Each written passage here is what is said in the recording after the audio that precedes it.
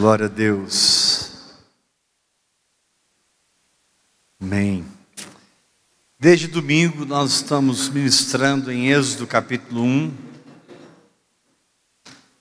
E o Espírito Santo tem nos ensinado muito. Quem estava aqui domingo, levanta a mão.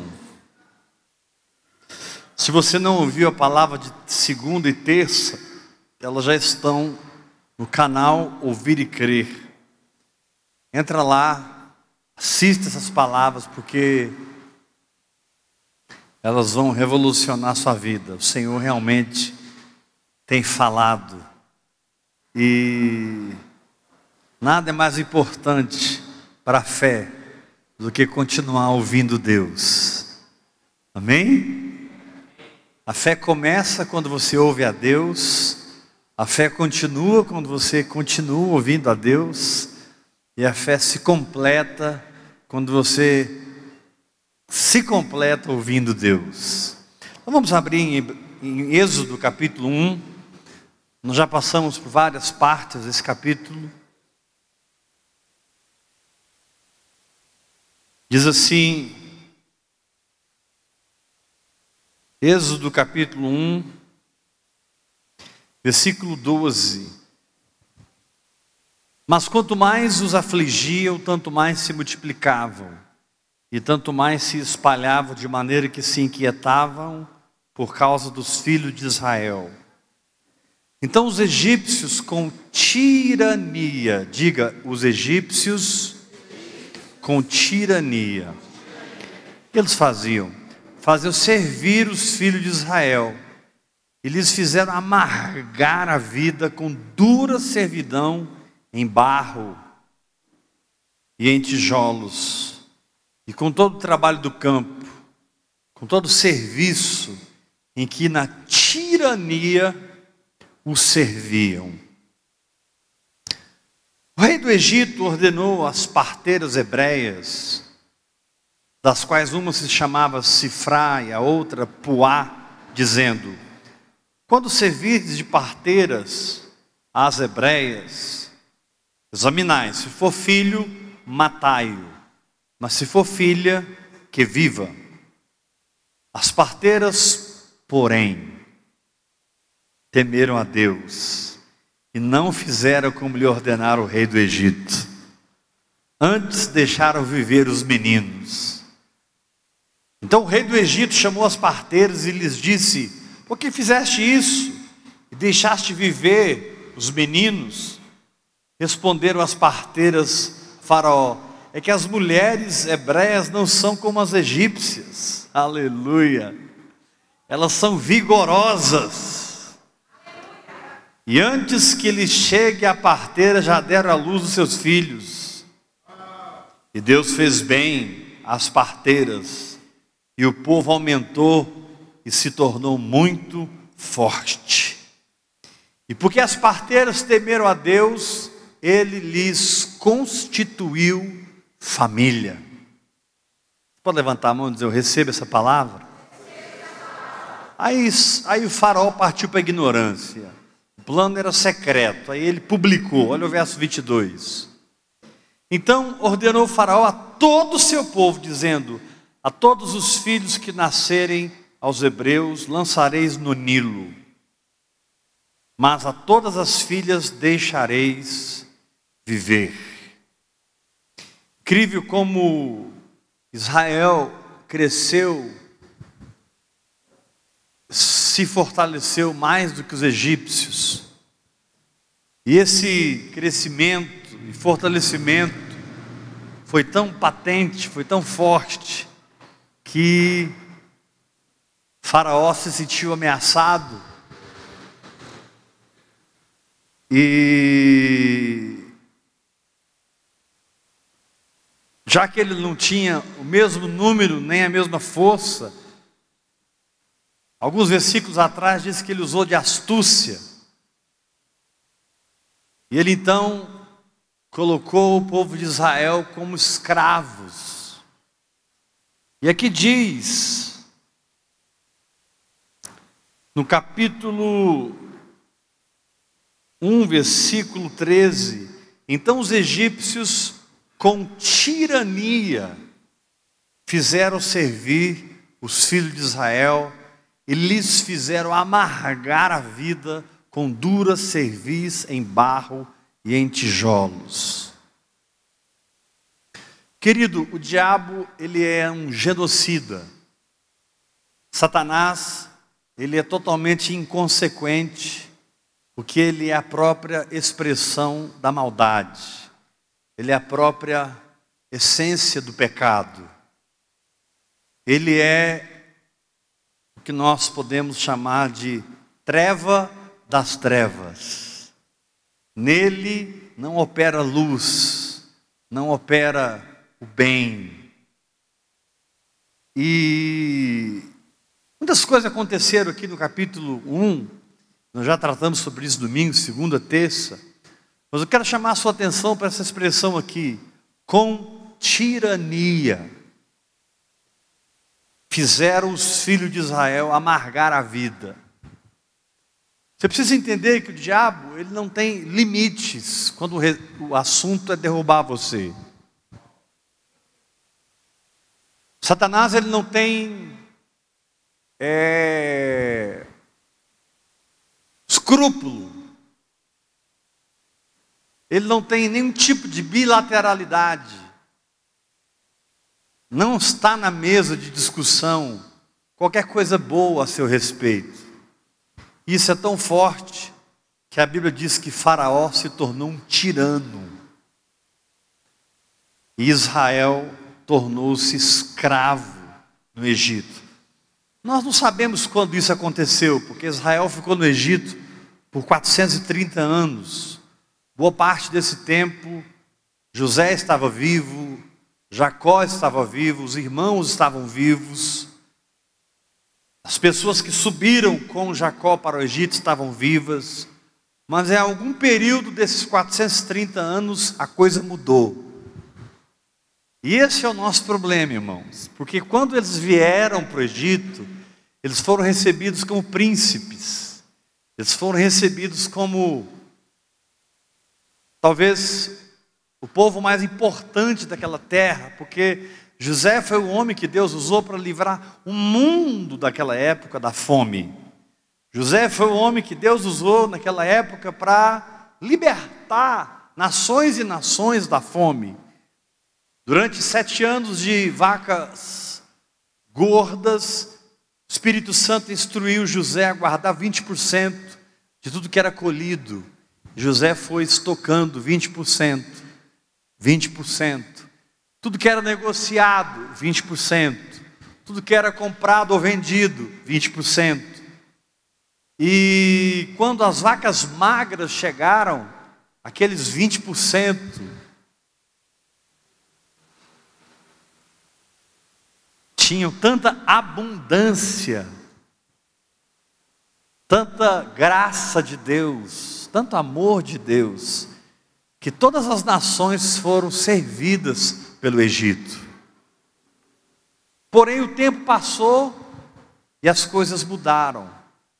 E o que era honra, o que era benefícios, porque eles foram morar na terra de Gósen, melhor terra do Egito, o que era galardão, o que era bom, o que era gratidão de Faraó por José, agora se torna outra coisa.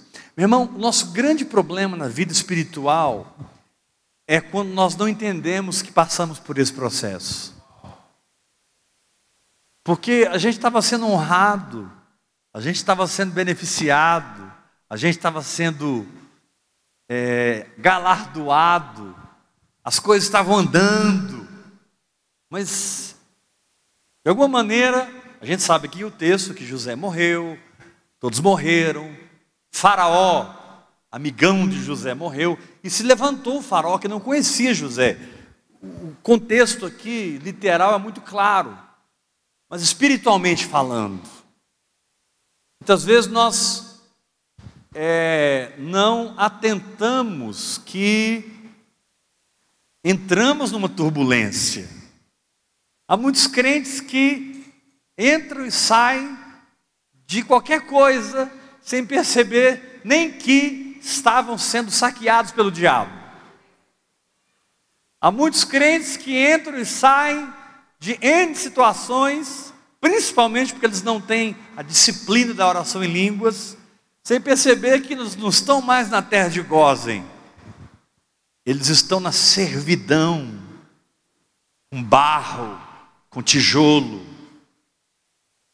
Agora, esse texto, ele é simbólico, ele é uma figura, ele é uma sombra da maior estratégia de Satanás para parar um crente. Esse texto é simbólico, ele é tipológico, figurativo, da maior astúcia do diabo contra a igreja. Talvez você pense, quando você quase caiu em adultério, mas não caiu, quando você quase roubou da sua empresa, mas não roubou, quando você saiu de um câncer, quando você passou uma crise no seu casamento por um fio, o divórcio não chegou, você pensa que aquele foi um momento difícil da sua vida. Puxa, quando eu perdi os meus pais, puxa, quando eu perdi meus discípulos. A gente tem uma mania humana, humanista, egoísta. Quando eu digo egoísta, eu não estou me referindo ao sentido negativo do ego, mas egoísta no sentido de que o ego é uma parte do meu ser que ele não quer sofrer. Ele quer chegar hoje em casa com o ar-condicionado ligado, deitar naquela camona enorme, king koi, né? Ele quer, o meu ego, ele quer coisas boas. Isso não é errado. O problema é quando você está debaixo de uma tirania, ou seja, você não está mais sendo honrado como eles estavam no tempo de José. Você está debaixo de um jugo, ou seja, você não é livre mais para fazer o que você quer. Agora você precisa obedecer alguns protocolos. Agora você precisa seguir regras. Agora você precisa estar debaixo de um sistema. Agora a voz do homem é mais importante do que a voz do Espírito Santo. Irmão, não tem pior momento na vida de um crente do que quando a voz do Espírito é substituída pela voz do homem.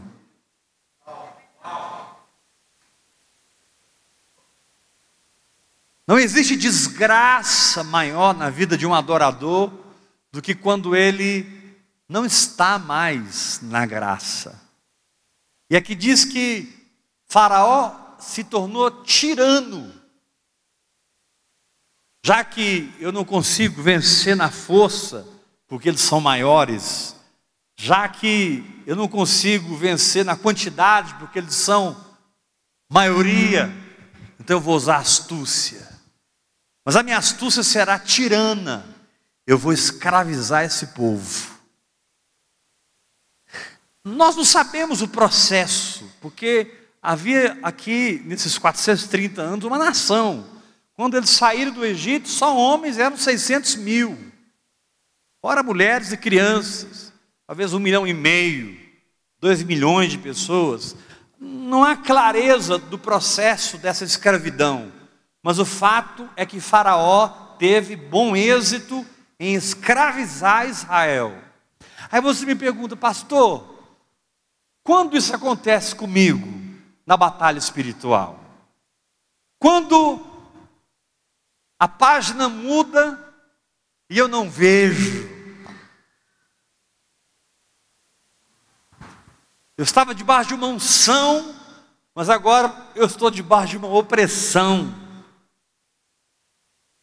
Eu estava alegre, mas agora a tristeza tem tomado conta do meu coração.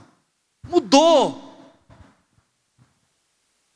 O Espírito Santo não deixa claro esse processo de escravatura, porque ele não é claro. Você precisa estar aceso no Espírito. Se você não for alguém que tem a prática da oração em línguas como a sua melhor amiga, quanto menos esperar, você não está mais na graça, você voltou para a lei. Então a sombra, o background, o que está por trás desse texto, na luz do Evangelho, na luz do Novo Testamento, significa Satanás tirando a igreja da graça e trazendo a igreja para a lei. Satanás tirando você daquele lugar em que você não se esforça, você apenas recebe. E você não recebe porque você ora, jejua, dizima, vai na igreja, é um bom obreiro, um bom pastor, oferta com abundância. Isso tudo é o mínimo que você tem que fazer, irmão. Mas você não percebe que o seu coração está sendo mudado no processo, e agora não é mais fácil pegar o fruto, agora você precisa de uma escada. Daqui a pouco você já pegou todos os frutos que essa escada alcança, e você precisa de uma escada maior, e de uma escada maior, e você vai ficando desesperado, porque chega uma hora que não tem mais escada que alcance os frutos, não alcança, e você não consegue mais desfrutar daquilo que antes caía na sua cabeça. Irmãos, a graça cai na sua cabeça.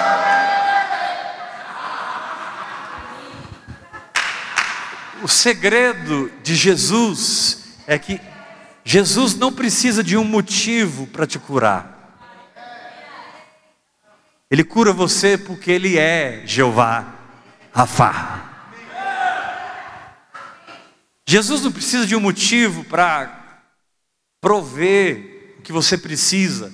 Hoje, a minha presidente me procurou, a pastora Edênia, que tem exercido a presidência aqui no nosso meio, e ela falou: olha, eu preciso desse dinheiro, desse dinheiro, desse dinheiro. Ela foi falando, e antes que vocês ofertassem, já disse para ela: já está tudo comigo, eu vou te dar no final do culto. A graça é assim, ela supre antes de vocês ofertarem. Paulo, quando ensinou sobre oferta em Filipenses, ele disse assim: não que eu procure o donativo. olha que coisa, olha que intrepidez. Quantos querem essa intrepidez? Porque quando a gente passa por uma necessidade, a tendência é buscar o donativo. Vamos levantar uma oferta para pagar o pastor, vamos levantar uma oferta para pagar o aluguel do pastor, vamos levantar uma oferta para a gente mandar um missionário para a África. Mas a graça não funciona assim. A graça não se move pelas suas necessidades, irmão. Não é porque você precisa comer que amanhã a graça virá sobre a sua vida com um pratão de arroz com bife acebolado, uma salada de tomate, alface com azeite, um pouquinho de vinagre e aquela cebola crua.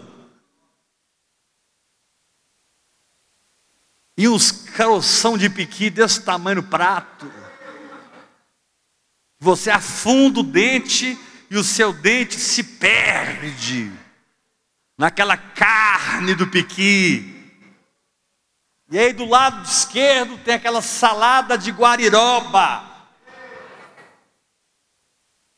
E você se esbalda.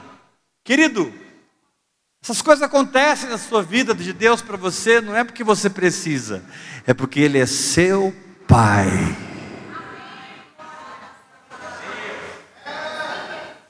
Ele é seu Pai. Deus não se move na sua direção por causa da sua necessidade. Deus se move na sua direção por causa da sua responsabilidade.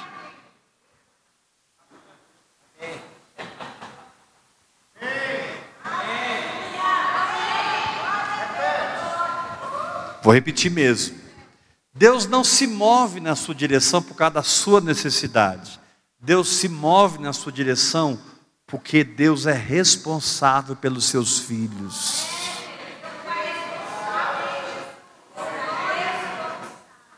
Jesus disse, vocês não têm que se preocupar com o que vocês vão comer, vocês não têm que se preocupar com o que vocês vão vestir. Vosso Pai sabe dessas coisas. Aprendam a reivindicar o que é de vocês. A palavra buscar em primeiro lugar o seu reino é zetai o seu basiléu, no original. Quando a Bíblia diz, buscai em primeiro lugar o seu reino, e todas essas coisas serão acrescentadas, a expressão é zetai o seu basiléu, que significa reivindique o que te pertence. E todas as coisas vos serão acrescentadas. Zetai o seu basiléu.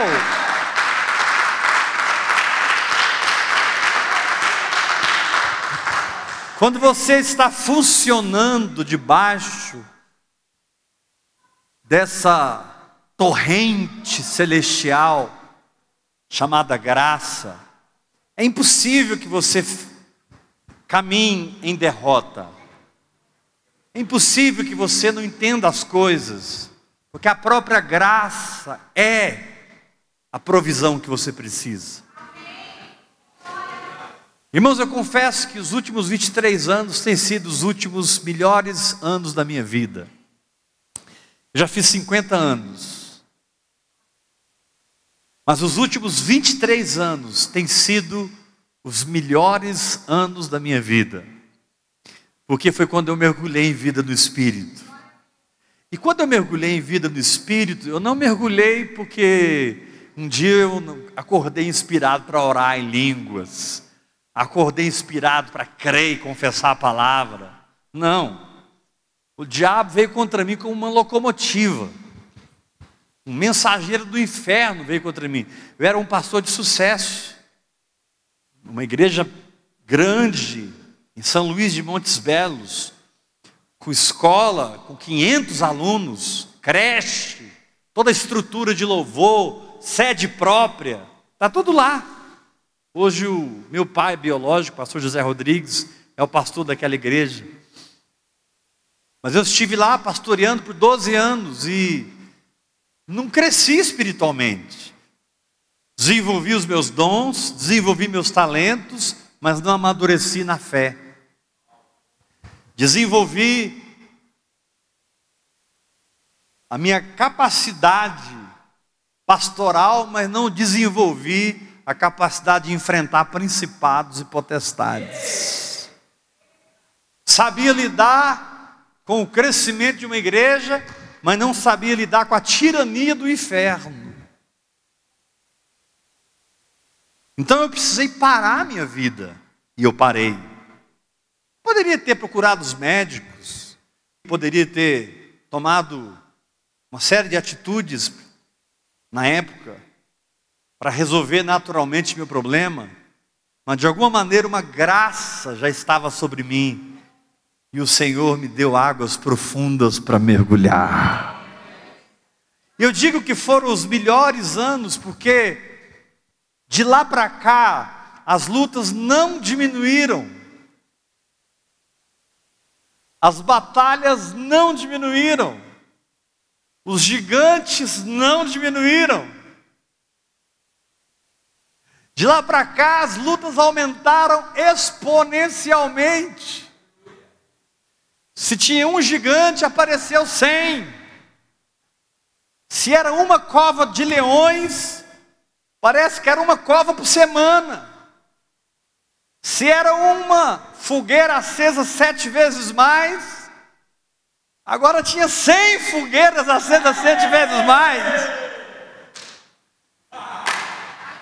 E eu,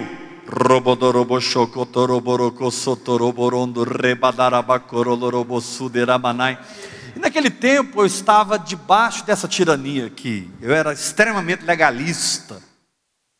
Eu era extremamente rígido. Eu era extremamente merocrata. Eu era extremamente ligado entre eu e o Senhor com a minha performance. Eu tinha um funcionamento assim com Deus. Se eu fizer isso, então Ele vai me curar. Se eu fizer isso, então Ele vai me abençoar. Mas se eu decepcioná-lo, se eu cair, se eu falhar, então eu morria de medo do pecado. E aquele medo desenvolveu em mim um transtorno obsessivo, compulsivo, que a psicologia e a psiquiatria chama de TOC. Eu desenvolvi um toque emocional. Eu ficava o dia inteiro confessando pecado. Se eu olhasse para você com a carinha mais ou menos assim com raiva, Senhor, eu pequei, eu me amargurei, Senhor, me lava com o teu sangue. E eu ficava o tempo todo confessando pecado. Aquilo era uma escravidão. Então o que a oração em línguas fez na minha vida? Ela quebrou a minha escravidão. Porque eu comecei a orar em línguas naquele tempo e eu mergulhei mesmo. Voltei a participar dos eventos com o pastor Dave Robertson, que é o meu pai nessa visão. O irmão Bernardo Snell Groove já está com o Senhor.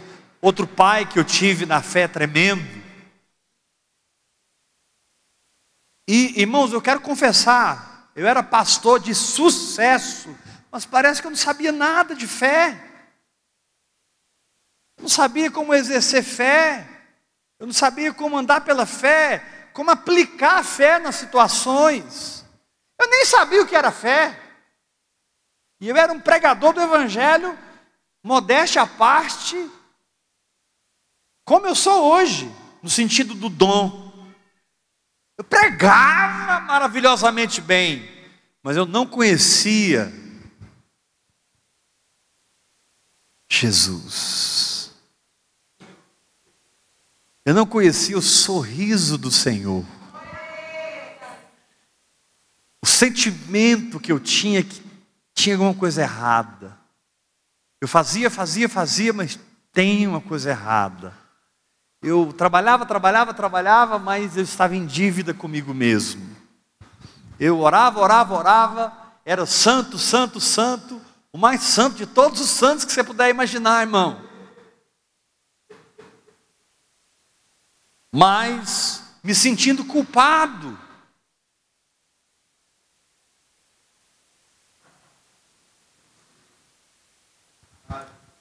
Eu lembro que nós compramos uma rádio em Firminópolis, uma cidade 10 quilômetros de Montes Belos. E um dia nós fomos para São Paulo e estivemos visitando uma grande empresa evangélica. Quando eles descobriram que nós éramos donos de uma rádio, na verdade a nossa igreja tinha 30% da rádio. Não era da igreja, era do pastor José Rodrigues. Mas a gente usava à vontade. Ele comprou 30% daquela rádio. E por eles saberem que a gente era dono, eles nos deram um monte de discos. Na época eram discos de vinil, desses cantores. E encheu a gente de disco. E quando a gente vendeu, eu na minha simploriedade peguei os discos e levei para casa, que a gente tinha ganhado. Aí eu lembro que uma vez eu olhei de guarda-roupa, estava lá os discos, e a minha alma falou assim para mim: vocês venderam a rádio, mas você não devolveu os discos.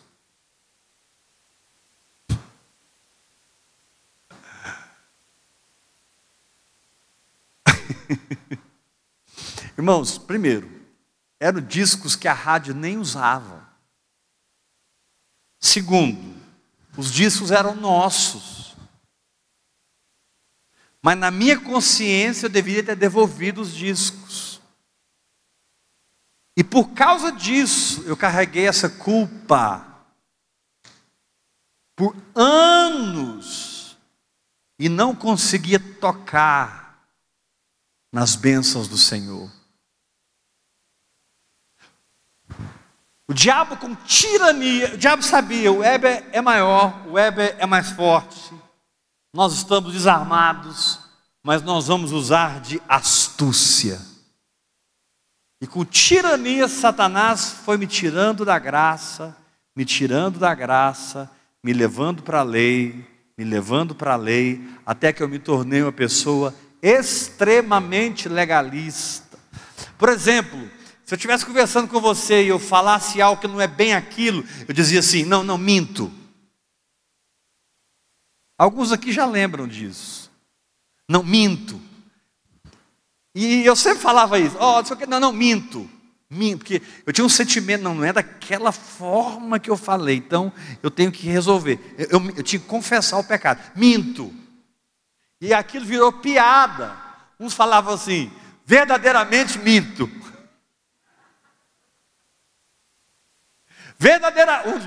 Os meus discípulos, eles brincavam comigo: verdadeiramente eu minto.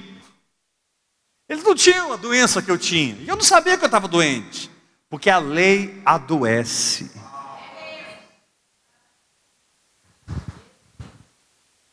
A lei adoece, e você, sem o discernimento do Espírito, porque eu não orava em línguas hora após hora, eu não tinha a lâmpada do meu discernimento acesa, fui enganado, e eu entrei debaixo da escravidão, e eu estava pregando o Evangelho, mas servindo Faraó.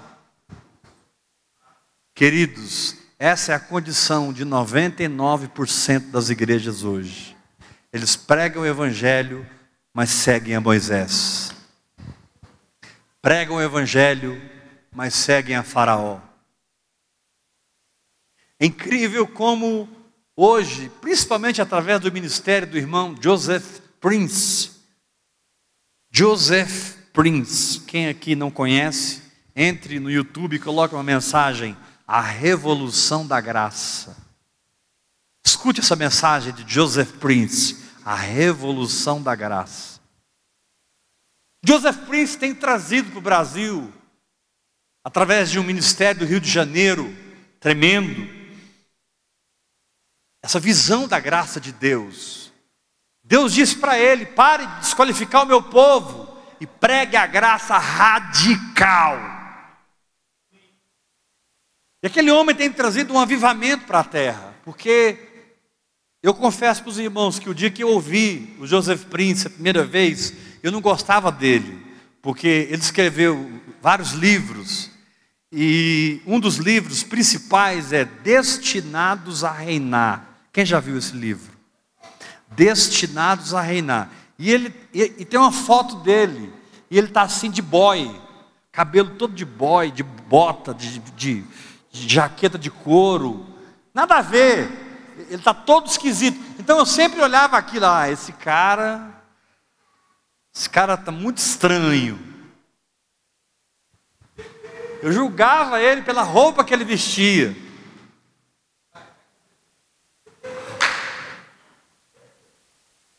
Mas aí o irmão sempre falava para mim: você precisa ouvir o Joseph Prince, você precisa... Irmãos, o dia que eu ouvi, eu lembro, eu estava em casa, à noite, na cama, quando eu terminei de ouvir aquela palavra, eu estava em lágrimas. Estava em lágrimas, porque Deus, através da oração em línguas, te liga, te guia, te conduz ao remédio que você precisa. Não é que a oração em línguas é resposta para tudo, mas ela conhece a resposta para tudo. Por isso a oração em línguas é uma chave mestra. Não é que ela resolve tudo, mas ela vai te levar aonde resolve. Se você é legalista, ela vai levar você a conhecer a graça. Se você é libertino, tem pessoas que são libertinas. Eles acham que podem viver pecando. Deus vai me perdoar, eu estou debaixo da graça. E na verdade eles entram no caminho da graça e perdem a graça no caminho. Muitos irmãos hoje, com a visão da graça, entraram no caminho da graça, mas têm perdido a graça no caminho. Esses dias eu ouvi um grande líder dizer: meu filho é homossexual, mas ele não é viado.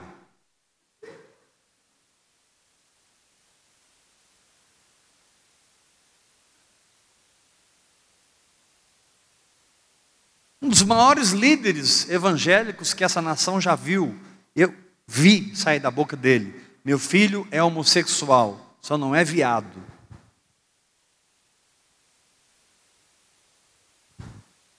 Então a graça não é para aprovar o pecado, a graça é para aprovar você.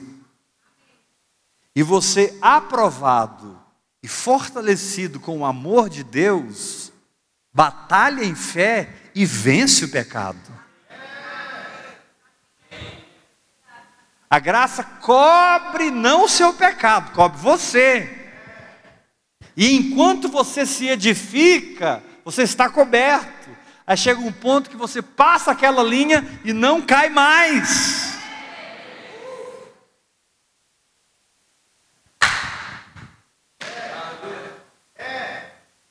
Cuidado, porque daqui a pouco vão estar dizendo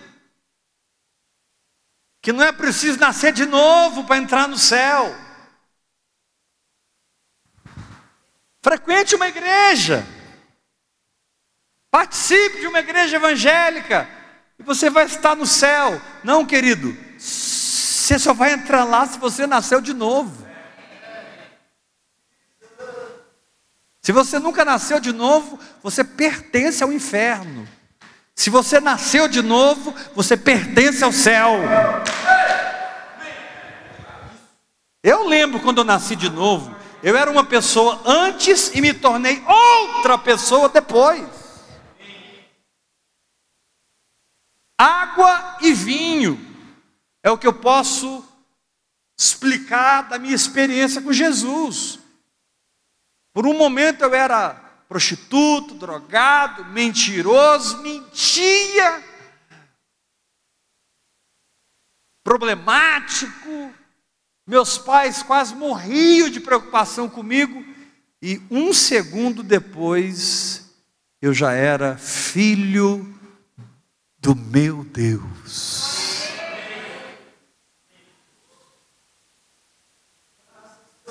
E eu fui liberto. Eu fui curado. Mas o diabo conseguiu, com tirania, com astúcia, me enganar na jornada. E antes que eu tivesse discernimento, eu estava debaixo de padrões que eu mesmo estabeleci. Isso aqui é o pior, irmão. O pior não é os padrões que a igreja estabelece. O pior é os padrões que você estabelece para você se sentir bem.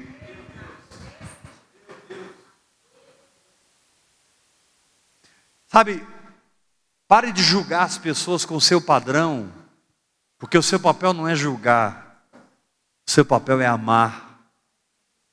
Deixe que julgar pertence ao Senhor. Saia da cadeira de juiz e entre na cadeira dos que justificam.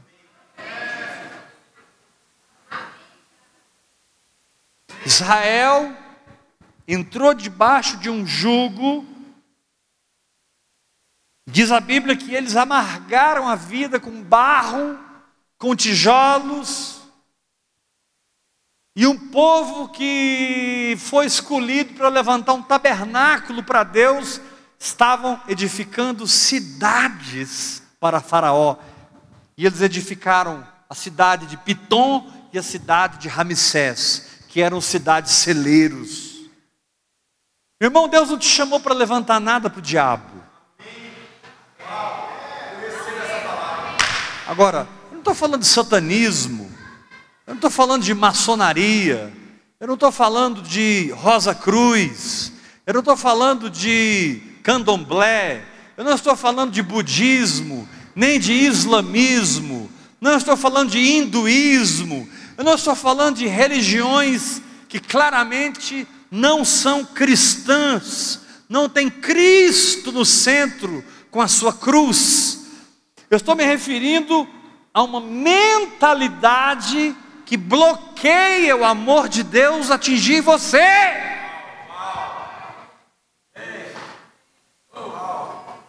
Em Gálatas capítulo 3, Paulo fala assim: ei, vocês começaram bem, vocês começaram no Espírito, O que aconteceu? Que agora vocês estão se aperfeiçoando na carne. No capítulo 5, Paulo fala assim: ei, essa persuasão que está sobre você, diga forte, persuasão. Paulo disse: essa persuasão não vem daquele que vos chama. Não vem, porque eu confesso, irmãos, eu pensava que era o Espírito Santo falando para mim que eu pequei, por isso que eu confessava. E se eu não confessasse o pecado, eu ficava atormentado. Às vezes era algo tão grotesco, satânico, mentiroso, maligno, doentio, que eu pensava, gente, mas eu não pequei. Mas o sentimento era: pecou. Você pecou. Eu tentava resistir à culpa, e quanto mais eu resistia à culpa, pior eu ficava. Por isso que a Bíblia diz: se o nosso coração nos acusa, Deus é maior do que o nosso coração. Dê um grito de vitória em nome de Jesus Cristo. Assim, olha para mim, porque essa palavra, irmão, ela tem um lugar de importância na sua jornada que você não tem como dimensionar. Irmão, se alguma coisa não acontecer com a igreja nesses dias, eu não estou aqui sendo negativo, eu não estou aqui sendo fatalista, mas eu amo a igreja, eu amo a obra de Deus, eu amo o reino. Irmãos, se alguma coisa não acontecer na igreja, eu não estou me referindo ao Ouvir e Crer, ou à Assembleia de Deus, ou a Deus é Amor, a Universal, eu não estou me referindo a nenhuma denominação, eu estou me referindo à igreja mesmo.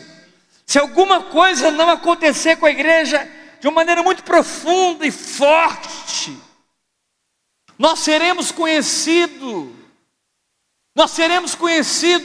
pelas gerações como o povo mais teórico da história. O povo que mais teve revelação, mas que menos experimentou. O povo que mais viu, mas menos entrou.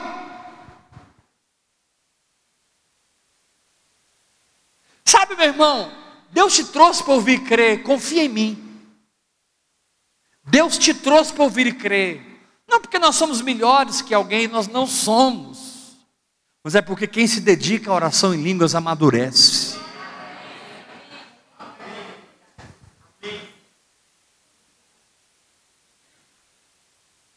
Deus está preocupado, se é que eu posso usar essa expressão, na minha humanidade eu não tenho outra, então eu vou usá-la. Deus está preocupado com a sua igreja, porque os grandes pregadores, eles têm uma mistura do Sinai e do Calvário. Outros pregadores são totalmente legalistas.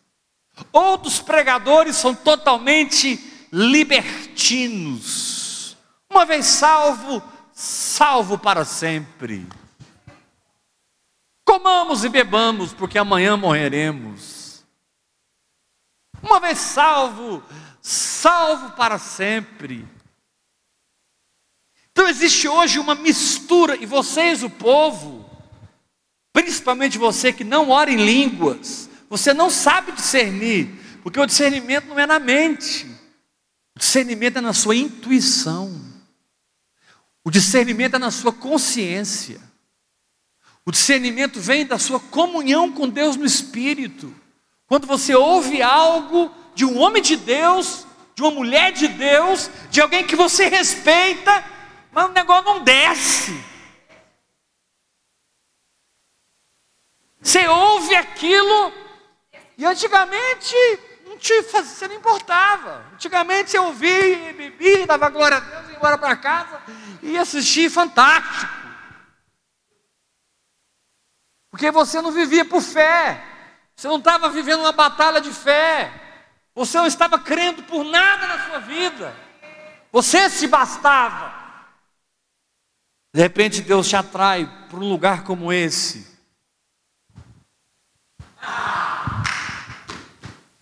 E Ele te diz: eu te trouxe para esse lugar porque o tempo de mamadeira passou na sua vida.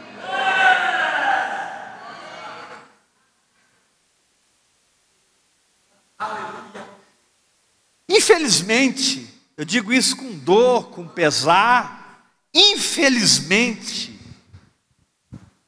temos passado por algumas guerras nos últimos 7, 8 anos, não é no último ano, nos últimos 7, 8 anos, algumas guerras agudas, e Satanás tem tentado fazer com que essas situações se tornem no nosso meio crônicas. Porém eu estou aqui como profeta de Deus para dizer: por um caminho ele veio contra nós, mas por 7 caminhos fugirá da nossa presença, porque maior é o que está em nós do que o que está no mundo. Engana você que pensa que eu apoio o que aconteceu. Eu não apoio. O que aconteceu não é referencial para nós. Referencial para nós é família. São casais estruturados. São famílias que são cheias da glória de Deus. Famílias sacerdotais. A Bíblia diz que porque Puá e Sifrá foram fiéis, Deus estabeleceu para elas família. E eu declaro que Deus vai estabelecer aqui famílias.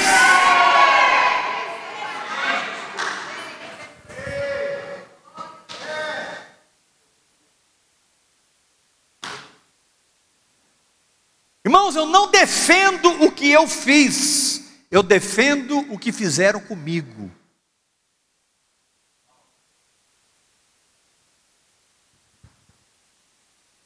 Eu não sou a favor do que aconteceu. A minha dor é o que fizeram com o que aconteceu. Porque esse negócio de pregar a graça é uma coisa, meu irmão, mas na hora de viver,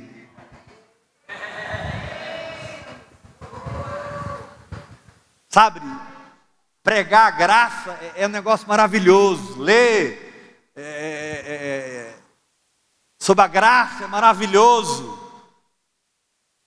Tem um livro famoso aí, Maravilhosa Graça, de Ian Lindsay.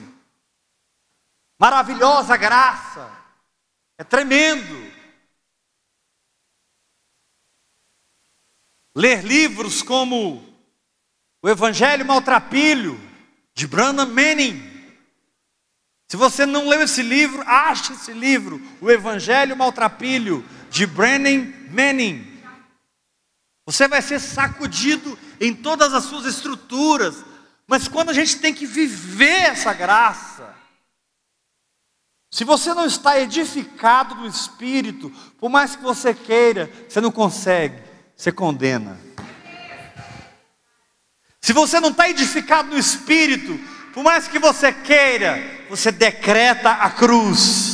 A mesma multidão que disse: Hosana, Hosana, bendito que vem em nome do Senhor, foi a mesma multidão que disse crucifica-o.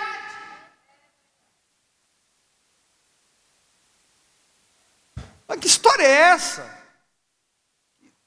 Mês passado, bendito que vem, agora crucificam. Decide, gente. É Hosana ou é crucificam? Nós somos da geração Hosana. Bendito que vem em nome do Senhor. Jesus nunca aprovou o pecado. Jesus nunca aprovou o erro. Mas Jesus estava cercado de pecadores. E na mesa dele se sentavam publicanos, que eram pessoas odiadas pelos judeus. Na mesa dele eram sentados pecadores. E na sua mesa, quem é que senta? Não me responde, quem é que senta na sua mesa, irmão? Ah, pastor, eu tenho muito cuidado com quem entra na minha casa. Porque, você sabe, né, pastor? A gente tem que vigiar muito. Esse é o espírito que permeia a igreja. Olha, cuidado com quem você hospeda na sua casa. Ó, você tem filhos adolescentes. Ó.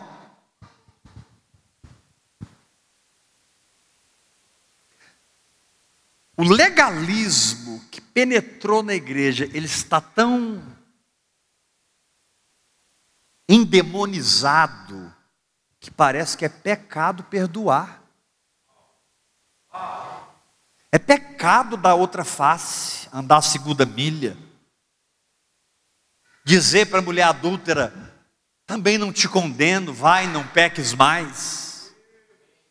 Dizer para a mulher samaritana, ei mulher, você já teve 5 maridos. Então quer dizer que Jesus reconheceu os 5. Você já teve 5 maridos, mas o que agora tem não é seu.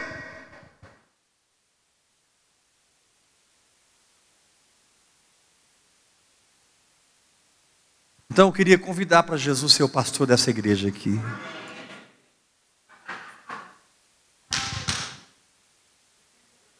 Senhor Jesus, eu quero descer desse púlpito. Profeticamente, Jesus, eu não quero subir aqui mais nunca. Assuma o pastorado dessa igreja, Senhor. E faz a tua obra. E vem com o teu amor furioso. E vem com a tua graça escandalosa. E vem com o teu poder fulminante. E derrama o teu fogo. E dá-nos um verdadeiro avivamento. Que não nasce nas nossas obras, mas nasce na simples fé, no sangue poderoso de Jesus Cristo. O problema é que nós aprendemos a nos gloriar, porque oramos em língua 7 horas por dia, porque jejuamos 40 dias, porque vamos na vigília no monte, porque somos amigo da profeta que revela até o RG. A gente exalta tanta coisa, irmãos, e Paulo disse, longe de mim gloriar-me, senão na cruz do nosso Senhor Jesus Cristo, pelo qual o mundo está crucificado para mim, e eu estou crucificado para o mundo.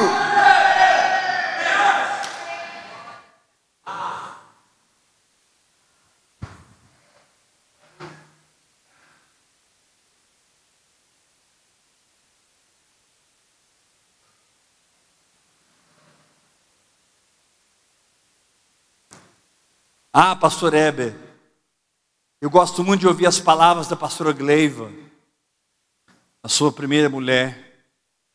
Eu tenho que te confessar que volta e meia eu entro lá no YouTube e eu ouço as palavras dela. E é tão bom, mas eu estou muito chateado com o que você fez com a pastora Valéria. Meu irmão, deixa eu te falar uma coisa. Número 1, eu não devia estar não com a Valéria, eu devia estar com a Gleiva. O meu primeiro casamento nunca deveria ter terminado.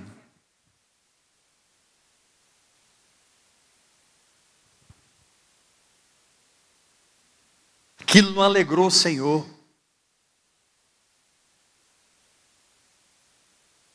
Nem o segundo deveria ter terminado.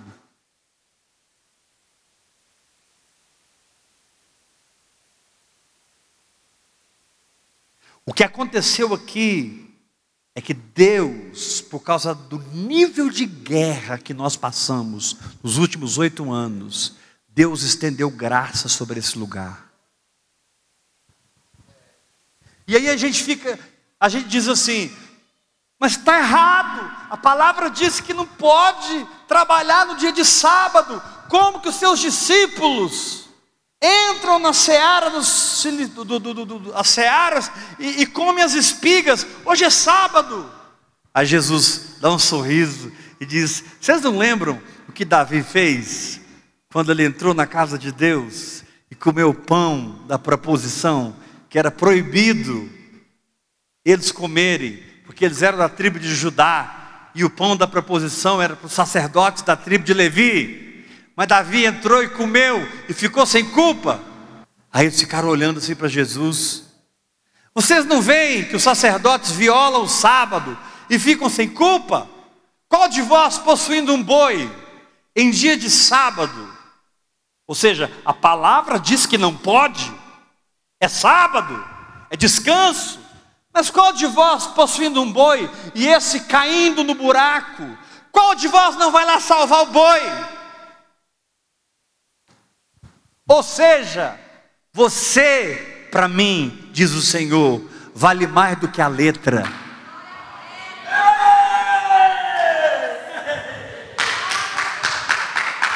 Pode aplaudir essa palavra mesmo, irmão.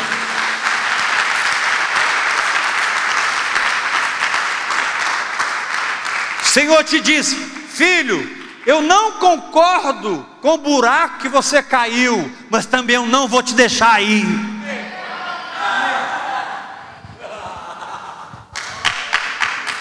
Nós não vamos criar aqui o ministério do buraco dos que caem, mas os que caírem serão salvos em nome de Jesus, serão ajudados em nome de Jesus, receberão graça, receberão misericórdia. E é isso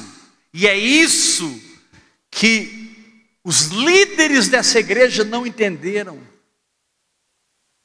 Os pais dessa igreja não entenderam. Porque quando nós precisamos, no nível de guerra espiritual, de implantar uma visão no Brasil, de termos uma maturidade,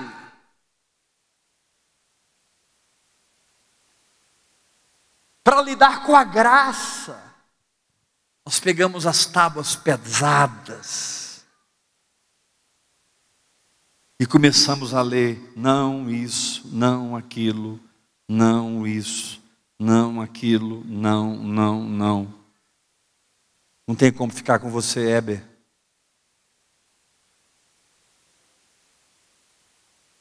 Não, não, não, não, não.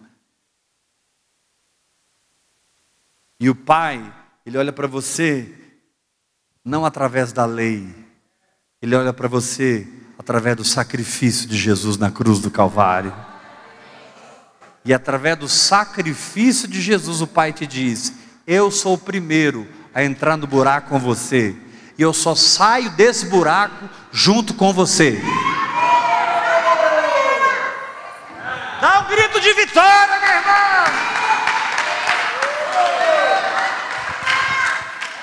Levanta a sua mão e diga: eu recebo essa palavra.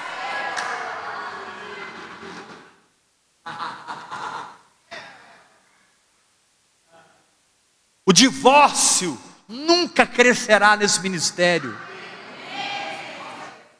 Essa árvore chamada divórcio está amaldiçoada nesse lugar.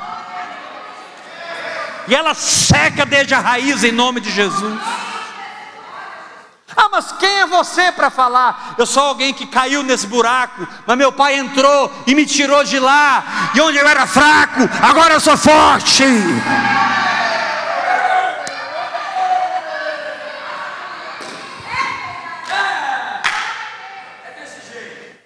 Eu não me uso hoje como uma referência do que fazer, eu me uso como uma referência do que não fazer. Foi errado, mas Deus está comigo.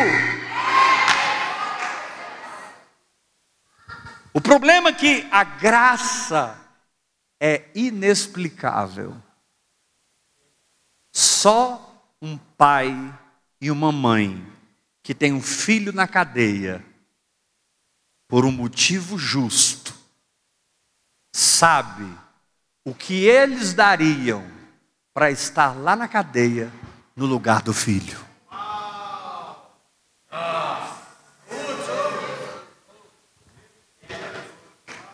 Você que não é pai, não é mãe, você não tem ideia disso. Só um pai e uma mãe que tem um filho preso justamente faria tudo para tirá-lo de lá. Não, mas ele fez. Cara, mas eu sou mãe, eu sou pai. Não, mas ele merece. Assim, eu acho que você não entendeu, eu sou pai dele. Tem um pastor, amigo meu, eu já trabalhei com ele há alguns anos, ele chama Celso Prado. O filho dele foi pego em Porto Velho, Rondônia, em tráfico de drogas. Era réu primário, mas foi pego. E foi pego com uma quantidade considerável de droga em casa. E ele foi preso. Naquele tempo, o Celso morava em Belém. Hoje ele mora em Bebedouro. Sabe o que o pastor Celso fez, irmãos? O pai do menino?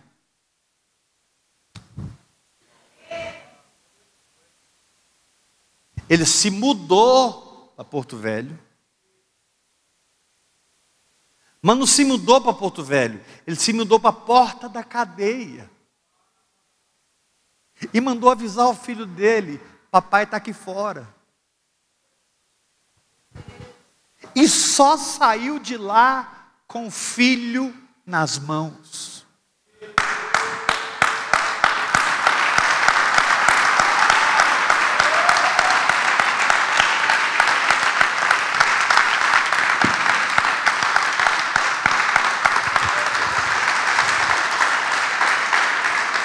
Ele se mudou para a rua, montou lá, ele ficou lá 1 ano e 7 meses. O Tiago preso lá dentro e o pai preso lá fora. O nome disso é graça. O nome disso é misericórdia. O nome disso é perdão. O nome disso é amor. O nome disso é: eu não concordo com o que você fez, mas eu não suporto a ideia de ficar sem você. Eu não concordo com o que você fez, mas eu não suporto a ideia de ficar sem você.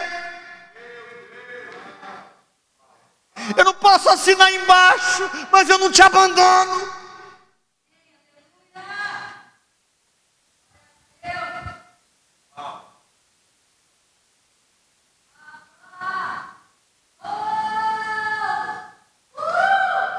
Hoje é uma noite muito especial e muito íntima. Eu preciso abrir meu coração com vocês. Até a Ludmila, que nem era para estar aqui hoje, o Espírito Santo trouxe. Papai acabou de ir para casa, né? Mas vocês vieram aqui hoje porque vocês precisavam ouvir essa palavra. Deixa eu falar uma coisa para vocês que o Espírito Santo gerou no meu coração. Parem de orar, desejar e esperar que aquele grupo volte. Eu não quero que eles voltem. E não estou com meu coração amargurado. Eu quero começar tudo de novo. Escute. Com uma geração pura.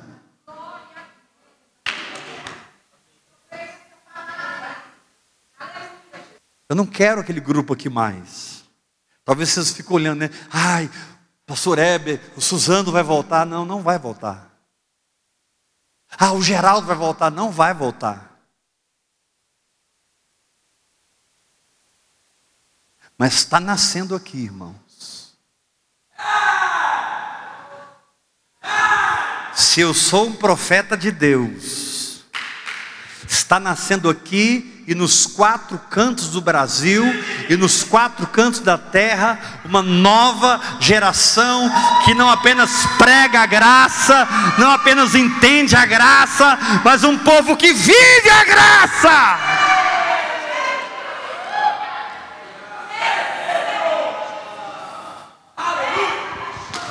Pastor, e se eles decidirem voltar, a igreja não é sua? Querido, não vão mandar ninguém embora.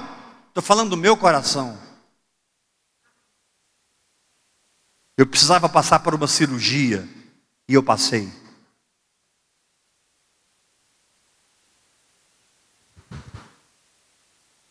Agora eu quero que tu, Hudson, que não tem motivo para estar aqui, Angelita, não tem motivo para estar aqui, Alessandro, E eu posso aqui ficar 15 minutos citando nome de pessoas que não precisariam estar aqui, mas de alguma maneira nem você sabe, você está. Eu vou dizer por que você está. Você está porque Deus viu o seu coração.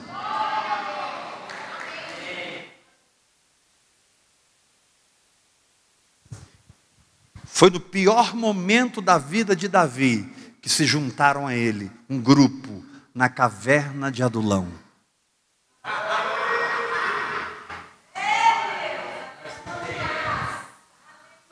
Se juntou a Davi um grupo na caverna de Adulão. Nós estamos na caverna de Adulão.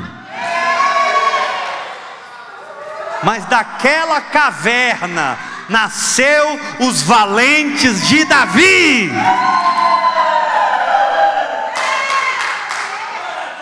Naquela caverna nasceu o maior exército que um ser humano poderia formar na terra. Naquela caverna nasceu um exército que nunca mais perdeu uma batalha.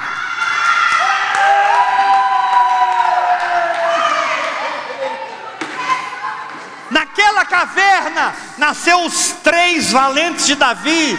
Quando Davi suspirou e disse: eu queria tomar água do poço de Belém. Sabe o que os 3 valentes de Davi fizeram? Sabe o que os 3 valentes de Davi fizeram? Eles olharam para o outro e disseram: ele quer tomar água do poço de Belém, mas o poço está cercado de filisteus. Vamos lá!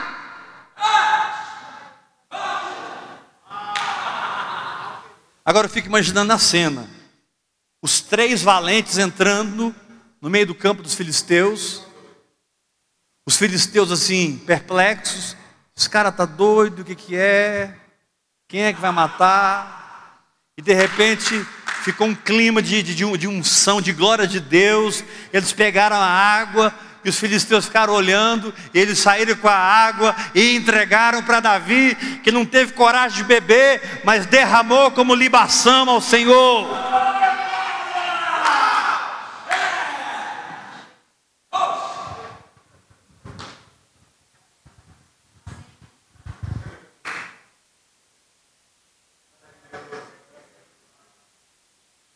Deixa eu te falar algo sobre Jesus, posso? Jesus não era comercial.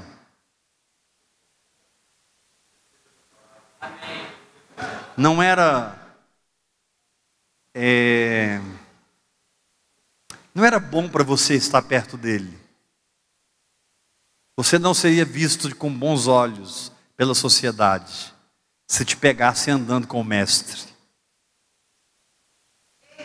Jesus tinha vários discípulos escondidos. Nicodemos era um deles. José de Arimateia era outro. Discípulos escondidos. A Bíblia diz que eles amaram mais a glória dos homens do que a glória de Deus. Só que aqui é o contrário. Deus está levantando um povo aqui que ama mais a glória de Deus do que a glória dos homens. Recebe essa palavra! Mas querido, ouça, porque essa é uma palavra apostólica, essa é uma palavra de alinhamento profético, essa é uma palavra que está nos arrancando de um lugar e nos colocando em outra dimensão, não apenas aqui, mas em todo o Brasil, em todas as nações. Há uma unção sendo liberada sobre ouvir e crer. E o Senhor diz: ouvir e crer, agora é que eu vou começar.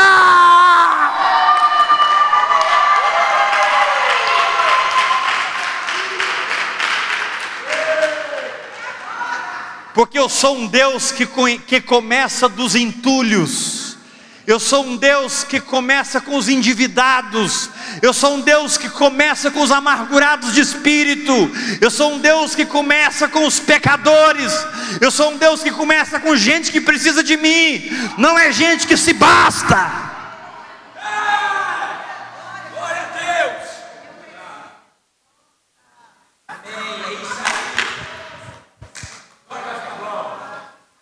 Agora, irmãos, não pense que ao falar o que eu falei, eu não os amo. Eu os amo muito.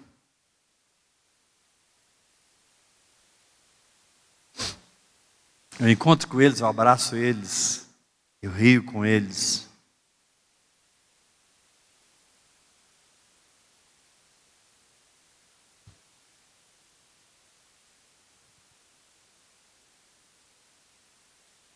Mas a prova veio. E eu e você fomos provados.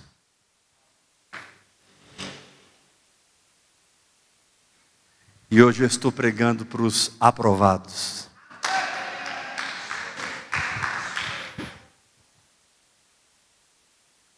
Que olham para Heber e sabem que Heber não é nada.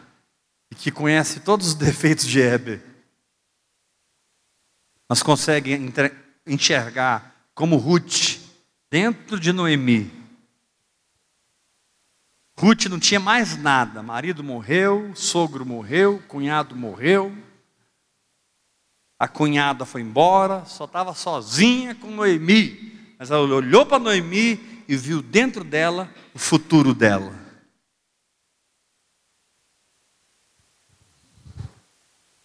Noemi estava depressiva, triste,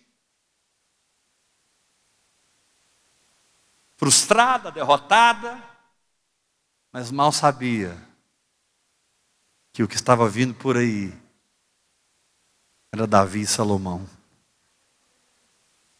Ruth foi avó ou bisavó de Davi. Então, eu quero chamar você para a gente falar da graça. E eu quero chamar você para a gente viver a graça. Você recebe essa palavra? Então saia do seu lugar, vamos tomar essa ceia como nós nunca tomamos na nossa vida.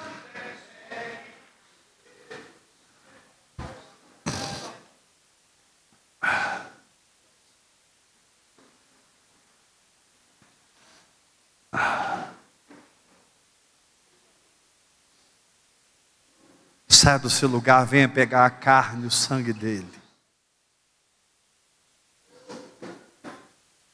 Qual de vós possuindo um boi em dia de sábado, e este cai no buraco, qual de vós deixa o boi no buraco? Qual de vós não vai lá, colocando o sábado em segundo plano, e o boi em primeiro plano? Aqui é um lugar em que o boi está em primeiro plano. Aleluia. Antes de nós tomarmos, nós vamos adorar.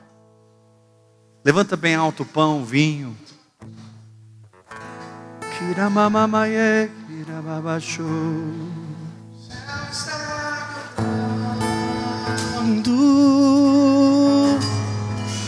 O céu está cantando.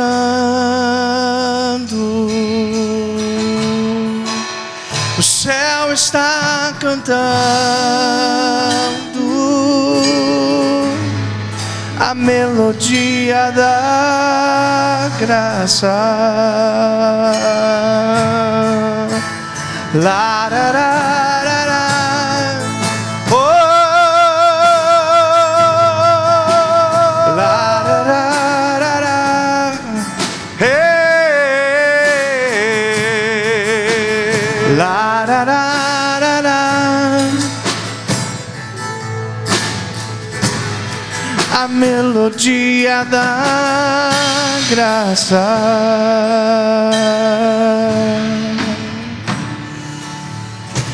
Filho, escute a canção que eu fiz pra você. Uma canção eterna que expressa o meu amor, a minha graça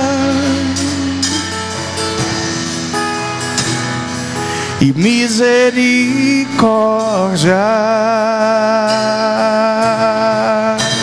O céu está cantando,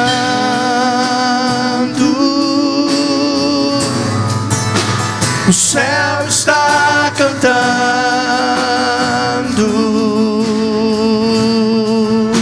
o céu está cantando.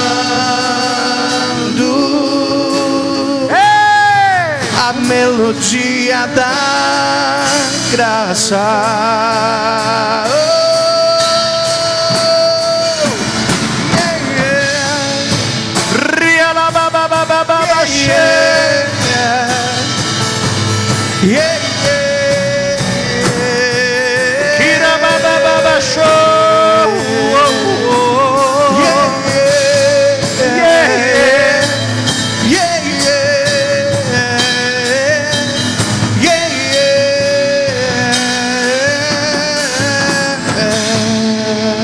Oh, que graça escandalosa.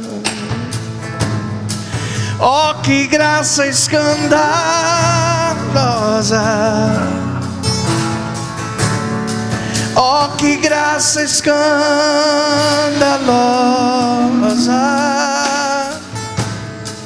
Oh, que graça escandalosa.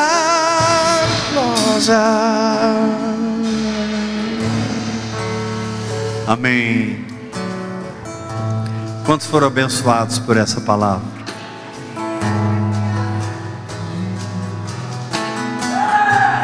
Irmãos, Deus passou aqui nesses 4 dias e Deus estabeleceu algo que nunca mais sairá daqui: as fontes das águas vivas.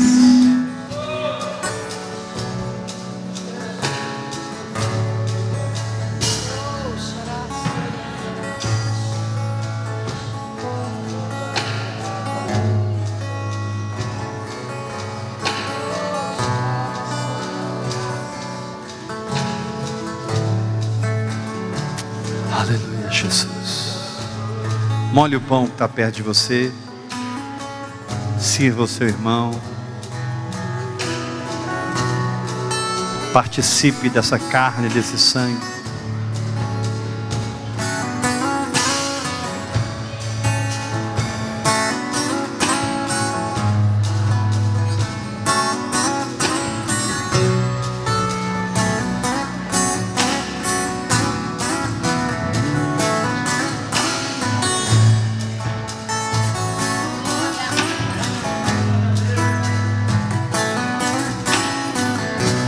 Abraça o seu irmão e diga: estamos na caverna de Adulão,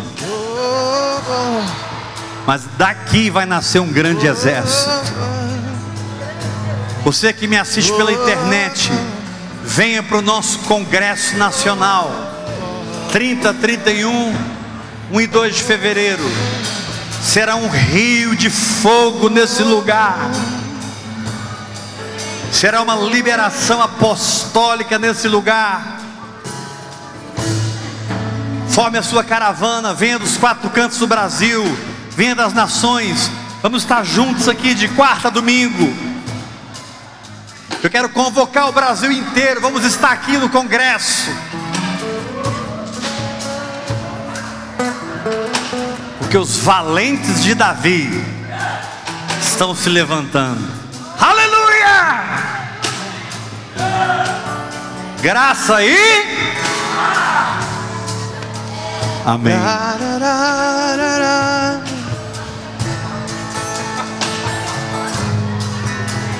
La, da, da.